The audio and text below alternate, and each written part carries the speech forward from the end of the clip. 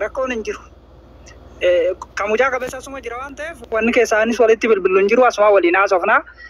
Akka namoomaatti gaa yoo wal kabajne yoo akka namoomaatti wal kabajne akka biyyummaa tokkottis kabaja walii qabaanne hafarsoo mucaa kana bakka bu'uu danda'u kabajii wal kabajne akka biyyummaa tokkotti.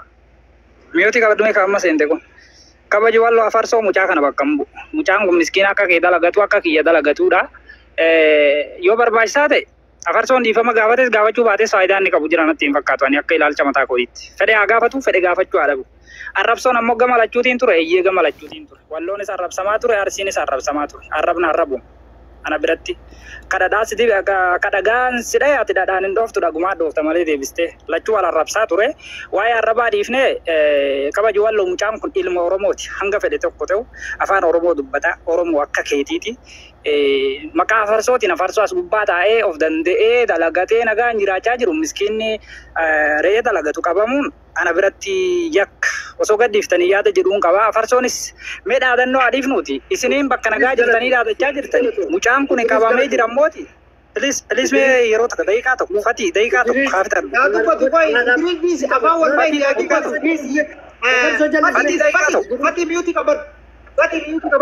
Daqiiqaa tokko fati.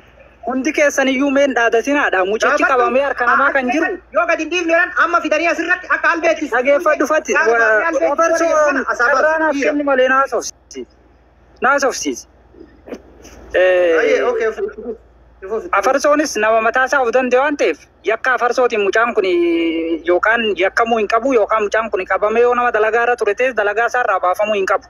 Akka mataa kiyyaatti yoo afarsoon rakkoo qabaate afarsooma wajjin wal gaafadha. Mucaan kun miskiina yoo na tiiktaakii iyyuu hin beeku mucaa gadhiiftanii gara dalagaa isaatii adeemmatu akka namummaatti akka ilma walloo tokkotti isinitti dubbachaa jiru ani akka ilma namaatti akka ilma Oromootti isinitti haasaa jira malee please kabaji walloo ka jettu kun please anumatu si kadhata mucaa kana gadhiisii mucaa naa dalagatuuti hafarsootis mucaa haa baafnuuti achi booda isin arraba keessanii walitti ajjaatamaa fi mushkila. Idris dhiifama waan akka si gaafadha. Yoo dhugumaan kabaji walloo bira mucaan kun jiraate as baasi jedhimee viidiyoodhaan wallahi bira jiru waqasaman billahi namni qabate isaallee miti kijiba oofa malee mucaan bira jiru yoo nama kumaa fi dhibba saddeetii jira as baasi.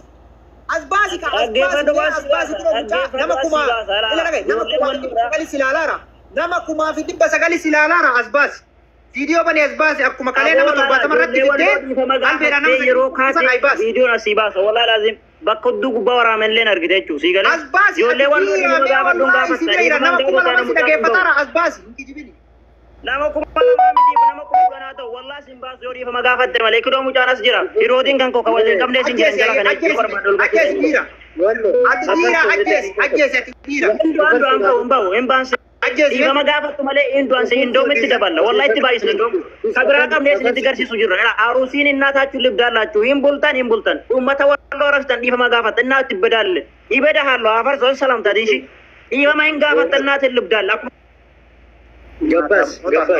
Idris dhageettee Idris dhageettee. Dimata. En indante zacha ma zila ma isra. Dimata michar mutazar. Walla gaun hin jiru waan ta'eef hundi miira taata waan ta'eef hundi miiruma itti baga dhageettan baga jaamsu jiraate baga Idris wallo jiraate waan jedhe kunoo mucaa yoo dhugumaan bireeraati fooloo isaa dhaqaati gaafadha kadhaa miti kun ammoo kadhaa isinitti hin dhufne nagaya tokkoffaa irratti kadhaa miti kadhaa hin dhufne ila nagaya kadhaa miti ka dhufne asirra kadhaa miti kadhaan hin barbaachisu kadhaa miti ka dhufne kadhaa miti kadhaa sitti fakkaataa jiraame obboleessoo ajjeesi ati dhiira wallahi ajjeesi ani hafarsaa miti mataan gadi garagalee deema ani hafarsaa miti mataadhaan gadi garagalee deema jechuun ajjeesi kadhaa miti ka isinitti dhufne kunoo Idris walloo argitee jirta mucaan kunoo kabaji walloo ka jedhu kana fooloo isaa godhi gadhiisisiis yoo bira jiraate kadhaa hin dhufne fuula duratti Rebenis ning qabne nu harka jira in gorraadha jaa jiranii gorraa adeematiti wallahi jechu deema foto irra barreessine dhageeffadhu gurra isii guutuu irraa ciraate bakka agartanitti abbaa barbaadda fannisaa isinillee nullee abbaa barbaadne fannifne kalaas tanuma dhumateera tanaan alatti asirra teettanii afaaniin bubbuqin jenna dhiisaa itti asaltuuti sala wallahi billahi wallo warri dandeettanii argattanii jettan hudduu sana abbaa barbaadan. Ta dandeettee ofirraa isin dhorgite haa dhorgitu. Tan dandeenne hudduu sale. Agarraan kaarsillee yoo dandeette ofirraa sali yookiin salamii jechuu hudduu itti garagalchi. Kolkolee akka waan nama gartee teessee fincooyitoo irra baatetin hin boottu jechuudha. Dhiise buleessa warra ba'u kana takkitti isii waliin galchine haa boottu guutuun isii. Salaa hudduu jira. Fidaa taa'ame. Wanna hin qabdu uummanni uummata miskiina qaba ijoollee daa'imman qabaate. Ofirraa gabbayaa hudduu salaa ofirraa dhorga. Digalee. Maan agarree abufannoo riyaa kana keessa taa'ee waggaa meeqa arrabsu dhiiftetiin amaarayyuu ijoollee daa'imman kanaa deemtu miskiina qabatti bara. Sodaa irra. Biyya kam feete keessa jiraadhu biyya feete keessa jiraadhu gumaa mucaa daa'ima kanaa baasuu didda taanaan ijoolleen arsii wallahi gimaataa miidhesin ani akka hafarsaatti yoo natti dhufan tokkicha natti dhufe haa ta'u shannatti haa ta'u jaha haa ta'u tokkicha dabarseen tara yoo tarellee kophaan taru wallahi kakadheen sitti maan nama uf guutee deemu nama uf eeggannoo guddaadhaan deemu tokkicha dabarseen tara yoo tarellee addunyaa kanarraa tokko dabarseen tara malee dhageeffadhu obboleessu yoo mucaa kana guyyaa lama keessatti gumaa isaa dhageeffadhu nama takka qabdee mijarri nama kudhan qabdanii itti agarsiisu wallaahi duroo ofirraa hin qabdan dhugumaanis sodaatu abdee isin agarsiifte aba agarsiisa jechuudha hooleyyii karaa deemti aanjaa ufiitiyyuu guutuun isii marxoo ol guutataa dhageeffadhu galgala maaxxan rabba yaa eegaa bigaala rabba yaa eegaa wallaahi dhugaan sin jedhaan sigalee bigaala rabba eegaa aanjaa isiitu marxoo ofii ol guutataatiin zabaadee arraabatu fiidi gara bigaalaa. Afarso yaanni kee naagala obsanna dhageeffadhu waa lama qofarraa dubbadha. Tokkoffaa waa'ee kan keetii fi waa'ee ati ijoollee wal arrabsiteetii fi waa'ee mucaa. Tokkoffaa afarsoon ati akka nama dhuunfaatti ijoollee si arrabsan arrabsite. Namni gaafa ati ijoollee san arrabsitu jarri dhadhaas hin dibne jarri si arrabsa. Tokko an nama afarsoon bakka nun bu'u jedhee jara deeggaree si arrabsa ture keessa tokko. Tokkoffaa amma miyuuti qabadhu. Isinii jalqabee abdii.